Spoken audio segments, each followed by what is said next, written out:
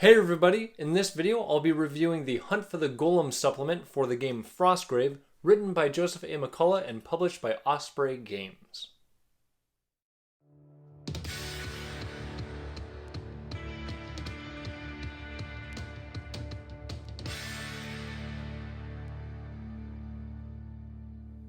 Hey everybody, I'm Alan, with Bricks and Blocks Gaming, tabletop gaming with toy bricks and blocks and helping to build your gameplay experience. If you're ready to explore the runes of Frostgrave beyond the core book, the Hunt for the Golem supplement is a great place to start.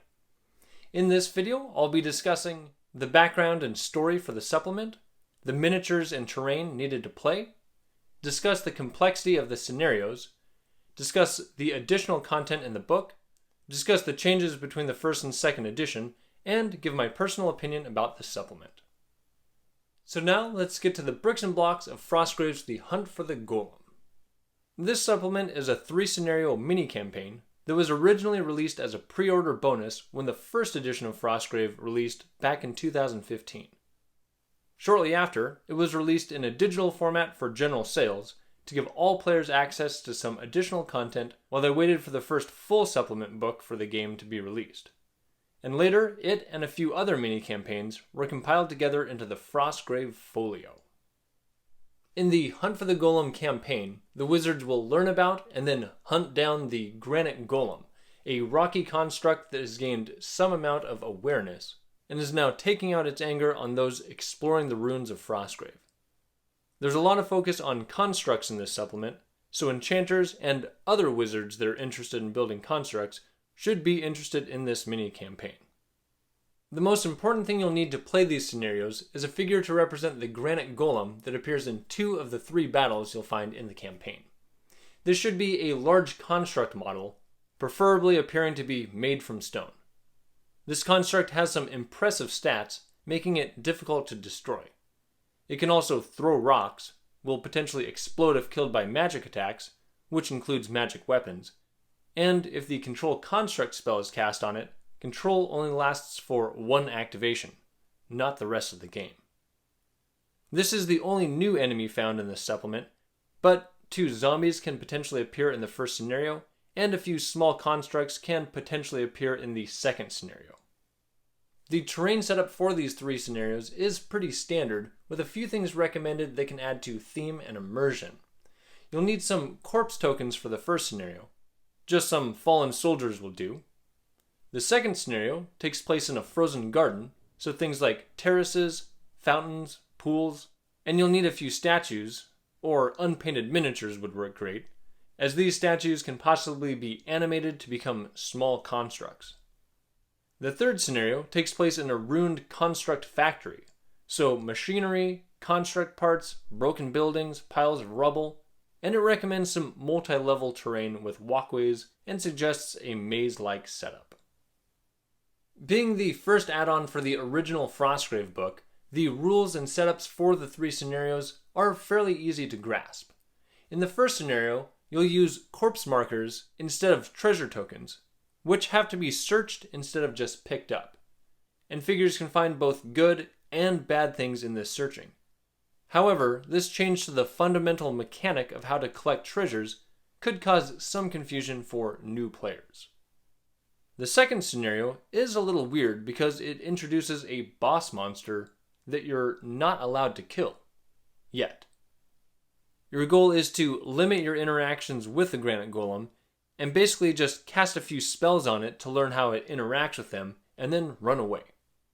And wizards that know the Control Construct spell are able to animate the statues that appear in this scenario and take control of them.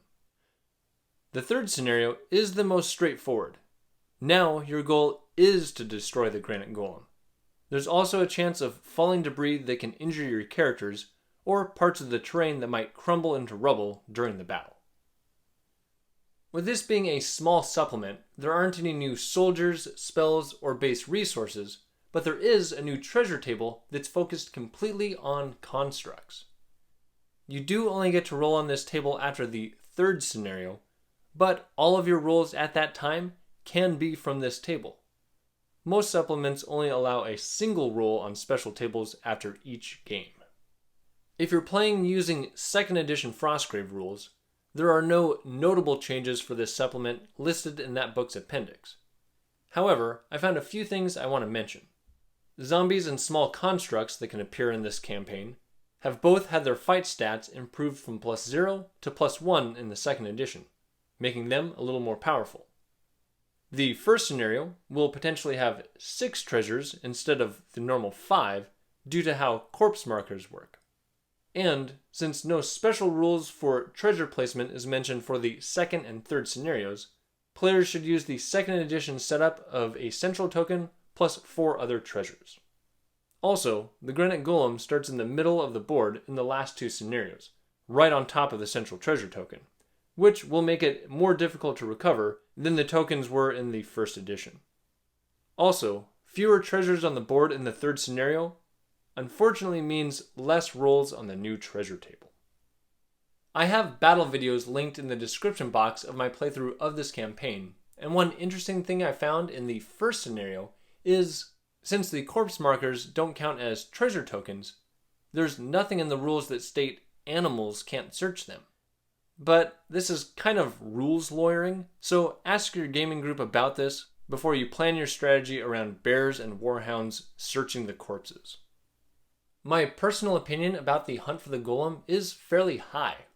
It's an accessible campaign with minimal setup requirements and nothing too fancy in its special rules. If you have any plans to bring animated constructs into your warband, I believe this is a must-play campaign, or at least the treasure table is a must-include for purchasing purposes.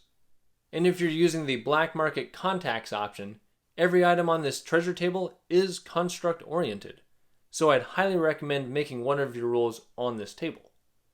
And even if no one in your playgroup plans to do anything with constructs, I'd still recommend checking out at least the 1st and 3rd scenarios. As long as this isn't your first game of Frostgrave, the 1st scenario's swapping of treasure tokens for corpse markers is a really fun mechanic. Changing the way you interact with treasure on the board is a great way to force players into different strategies for how they approach the battlefield, which is usually a guaranteed way to make a scenario memorable. But this change could cause some confusion or be misleading for brand new players trying to understand the basic rules of how to collect treasure. The 3rd scenario is a straight up boss battle, which is a great way to focus your attention away from your opponent and possibly even form a temporary alliance to take the Granite Golem down. And the monster's stats and abilities are high enough to give even experienced warbands a challenge. The 2nd scenario is good, but I felt it was the weakest of the 3 scenarios. And if your gaming time is limited and you choose to skip this battle, the overall narrative of discovering the destruction the construct caused in Scenario 1 and then deciding to hunt it down in Scenario 3 still works, and it'll help you get to the rolls on the treasure table quicker, which again is important if you're planning to have a warband focused on constructs. As mentioned earlier, this mini-campaign can be found as part of the Frostgrave Folio book, and if the Hunt for the Golem looks interesting to you, I'd recommend heading to your friendly local game shop or favorite online retailer to pick up a copy for yourself. If you're enjoying this content, feel free to subscribe and hit that notification bell so you won't miss a video. I'm Alan with Bricks and Blocks Gaming. Thank you for watching and play well.